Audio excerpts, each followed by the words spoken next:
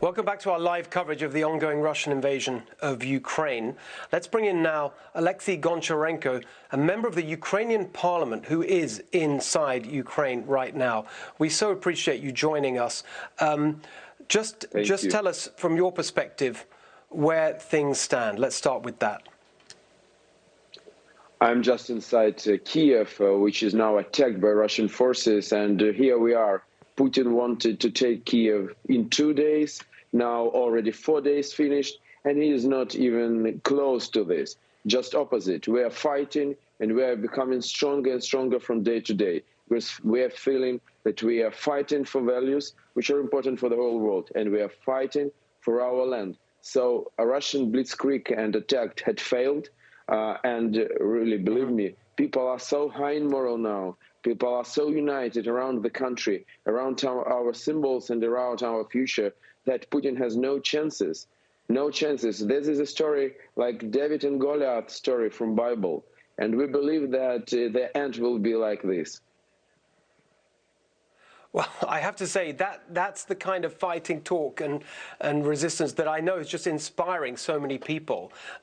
One thing that I think everyone will want to understand from you right there is what is most helpful? What do you need that you're not getting? You know, first of all, I would like to ask for your prayers, and we feel the prayers of millions of people all around the world, and that is very important. Secondly, certainly that's about sanctions. The tougher sanctions will be quicker, Putin will be stopped. And now we have quite tough sanctions with partial kick-off of Russia from SWIFT, but we need more. We need full kick-off Russia of financial world system. We need embargo on Russian oil and gas, because now Russian oil and gas is full of Ukrainian blood.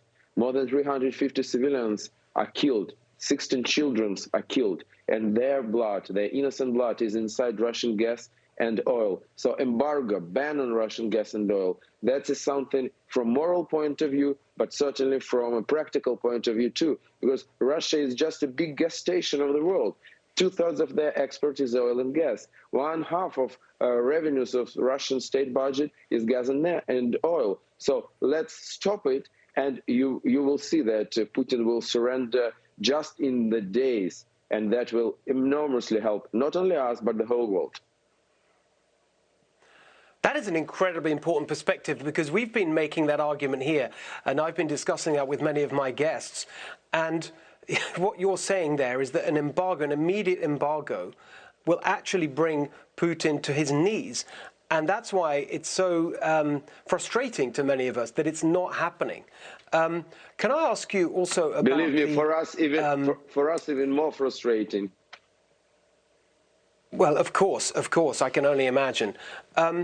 What is your response to some of the support that you've seen recently from the EU? I think, again, the EU may have been slow, but actually over the weekend does seem to have really stepped up, particularly with this, promises of more arms shipments and also banning Russian flights from their airspace and landing and so on, and some more aggressive sanctions on the oligarchs.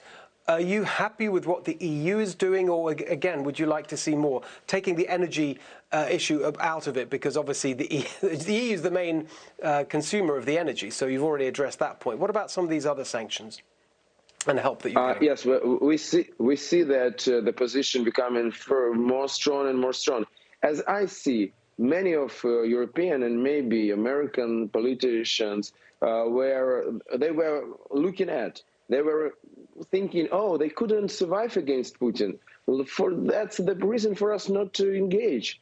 But then they saw that we are resilient, that we are defending ourselves, that we are fighting.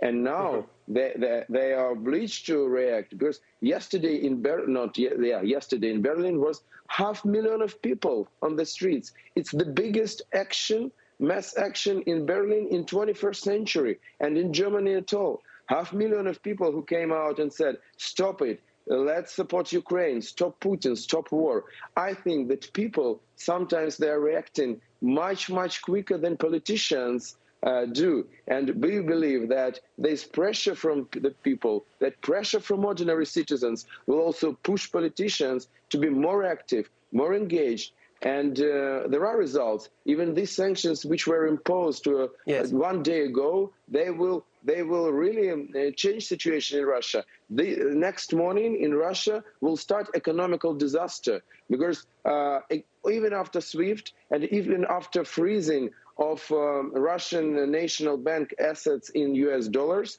now they will have a huge problems with the currency. Already cursed people in Russia, like a giant curse of people to bankomats, people trying to get cash, because they understand that tomorrow ruble will cost like 2 times less, or maybe even more, and that is which will definitely influence Putin. And Yes. we understand that our aim is to just to keep the resilience, to be strong, and everything will be okay.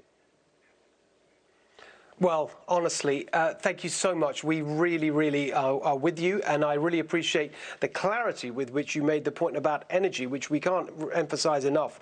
If we had that embargo on Russian oil and gas, it would stop Putin, in your words, within days. That's a really important point, and we appreciate you being with us to make it. Thank you very much. And we are waiting for strong leadership from the United States, because we need free world to show all the dictators in the world that free world can unite and be strong. In other case, all these dictators will go nuts, and they will go in different places of the world, and that can end with the Third World War. So let's stop it now with a strong leadership from the United States and a free world. Amen to that. Thank you so much, Alexey. Hey, Sean Hannity here. Hey, click here to subscribe to Fox News YouTube page and catch our hottest interviews and most compelling analysis. You will not get it anywhere else.